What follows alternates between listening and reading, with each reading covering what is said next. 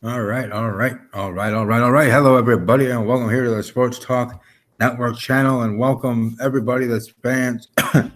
Excuse me, all over Riverdale. Like I know my good friend Malik, Narcolepsy Boy 94, or 93, 92, 93, 94, Narcolepsy Boy 94, I believe, on YouTube. My boy, my friend, mi amigo. I know he's a fan of the show. And I know others are, obviously, many, many others. So I welcome all of you here back to my Riverdale reviews. Hooray! Da-ding. Riverdale season 3 premiere. It was a good one. Called Riverdale, or not called Riverdale. Riverdale episode called Labor Day, and it was a labor of love, as in how the episode seemed to be, how it was made, and just ins and outs of it. And we'll go through here as we go.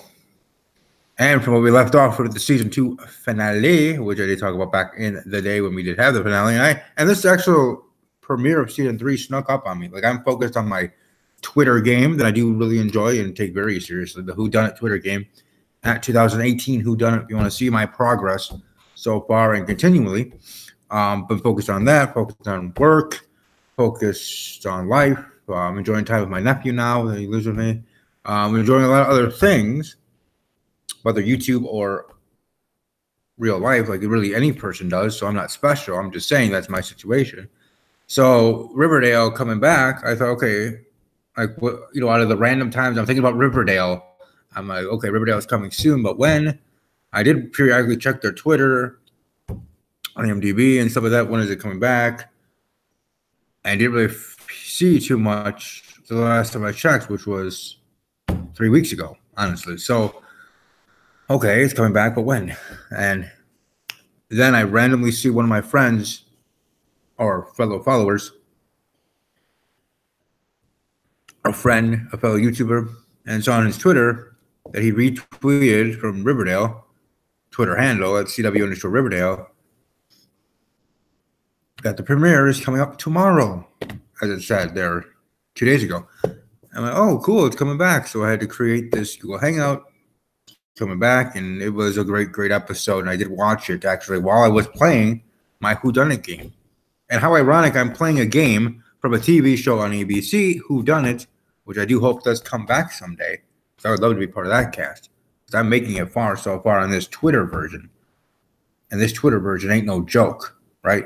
And it has actual real tangible prizes as well. Again, follow them on Twitter at 2018 Whodunit to find out the prizes for the winner who unmasked the killer.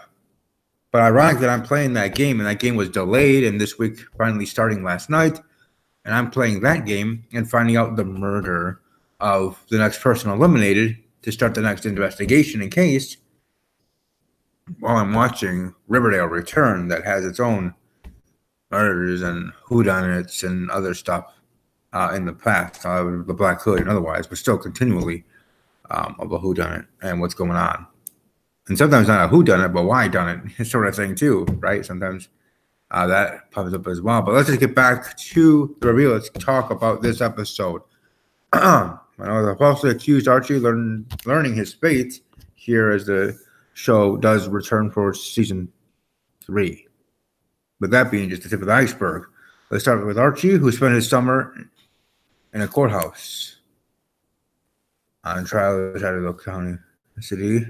The prosecutor, Miss Wright, labels Archie a cold-blooded killer in her closing statement, but Archie's mom, Mary, defends her son, which of course you would think that that's what a mother would do for her son, pointing out the utter lack of physical evidence.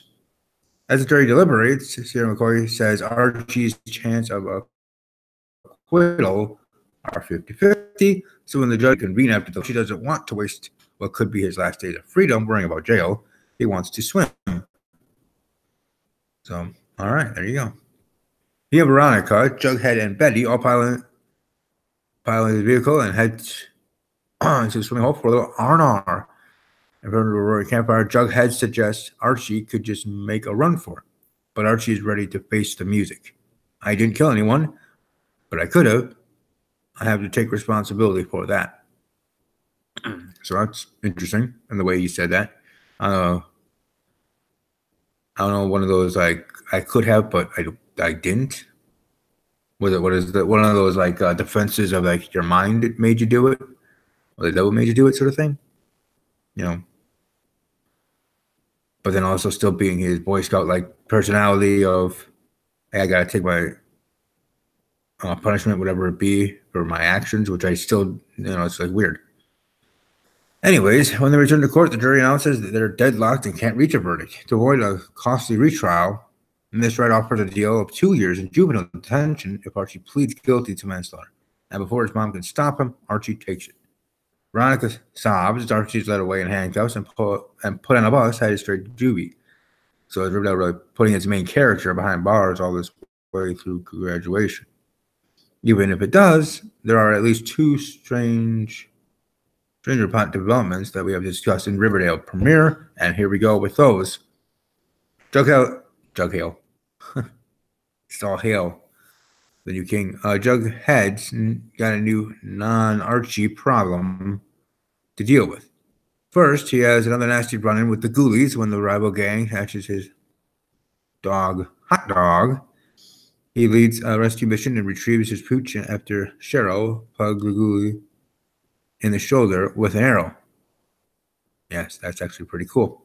And she looked badass doing it in that get-up that she was wearing. She's lucky she didn't have any wardrobe malfunction with that outfit. Just saying. But anyways, that's the outfit I'm thinking of, the red top. But Putty Peabody warns him that you just made the North Side fair game. That's not even the scariest thing that he does encounter this week, though.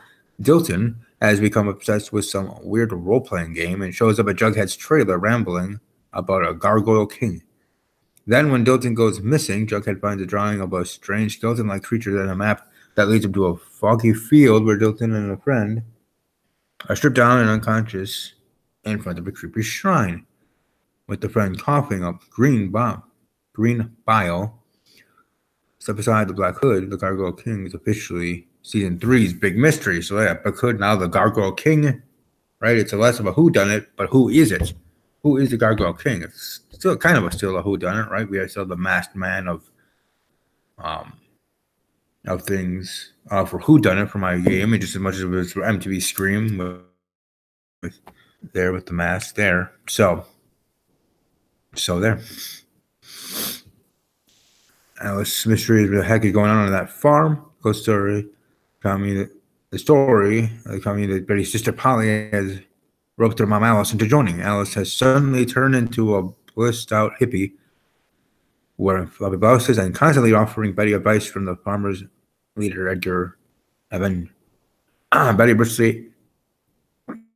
bristles at how the farm talk, but when Polly discovers she's been lying about going to a therapist and foregoing prescriptions to get more Adderall, Betty takes a hard look at herself and vows to dial back her pill consumption. One night, though, she wakes up and peers outside to see Polly and Alice holding Polly's twin babies over a roaring fire in some bizarre ritual. And then they let go, and the babies float. Betty collapses to the ground in a violent seizure. And either she's having serious withdrawal hallucinations, or Edgar's teaching are way more powerful than we thought. Dun dun dun dun dun dun dun dun. And some notes here. Veronica has officially declared war on Hiram now that his plot to separate her from Archie was a success. After Archie pled guilty, Hiram admitted that he did all of this to punish her. He chose that boy over blood. In return, she told him she's not his daughter anymore. So, there you go. I still can't figure Hiram out, though. I mean, after Veronica got caught trying to tamper with a juror on Archie's trial, Hermione chewed him out and defended herself when Veronica attacked her for not standing up to Hiram. So, how are we going there? Nice to see Cheryl happy again and back in the mood for some hell raising. So that was kind of actually cool in its own right. Summer fling between Josie and Sweet Pea is certainly intriguing in its own right, even though she wants to drop him to concentrate on her music. Anything to get Josie more screen time, I guess, is good for me. I don't have any issue with that at all. Kevin tried to make a pact with Moose to lose virginity by Halloween, which my calendar is correct, and it should be, because it is October. It's coming up fast, but then again, we're talking about in-universe linking and calendar, but still. But yeah, there you go. There it be. There it was. And there would be my review for Riverdale season 3 premiere. A good premiere, a dang good. Excuse me, drinking some milk here. Does the body good. But I certainly enjoyed this premiere. I'm glad the show is back. I was wondering when it was coming back. I wonder, and I'm still wondering, when is Scream coming back on MTV? Like MTV Scream is supposed to be back here soon. Quick Fast and Hurry was supposed to be back this past May, March, April, or May, but it never returned then. This whole new reboot, new characters, new storyline, new cast, new this, new that, new everything, new showrunner, new everything. The only thing he's saying the same is the premise of Scream, the title of it, and the whodunit of its own right. So definitely check that out whenever that does come back. And when it does come back, me and my friend Jay, host of Talking WWE Jay, the podcast I'm glad to be part of, which does happen every Thursday, 6 p.m. Spreaker.com/Talking WWE with Jay. But me and Jay will then be reviewing MTV Scream when that show comes back. So I'm reviewing Last Man Standing, Life in Pieces when it comes back, Riverdale, This Is Us. I added that now to my repertoire. And I used to do Scream Queen, Baby Daddy. And so I reviewed 6 TV shows, 4 now. I think now I'm doing or more. I don't know. Check out all my playlists, because I wanted to actually promote my best of the best. Those are with my music videos that I like, with my music I like, along with my liked videos. You can see what TV shows I've liked or like from the past or currently. So you get to know a little bit about me through music, through TV shows, through whatever else through on the other playlists. Welcome to let me know if you do check them out in the comment section below this video. What your thought of Riverdale premiere, and who do you think is the Gargoyle King already? Like my theory and prediction, I guess you can say, is I really don't have one. I mean, we just started out finding this out.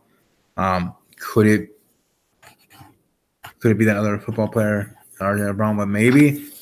Could it be Better Yourself? I don't know. Certainly isn't Jughead. He's the one who discovered him. So I don't know. I just could be anybody. So I guess to have a top 5, I would say number 5 would be Betty. Number 4 would be Betty's mom. Number 3 would be Archie. Number 2 would be Hiram. And number 1 would be that other football player that Archie was there as well. Would he be number 1? So I guess that would be mine for right now, my top 5 of who the Gargoyle King is. In the end, I was right with the Black Hood. Hopefully I could be right in the end here with the Gargoyle King. This season's masked man or woman, he or she, who is the killer, who is the whodunit. Hope you all have a great rest of your day, your evening. I will be back here with my next video, which will be Steve's Wrestling Ramble tonight, talking WWE. So if you're a fan there, check that out.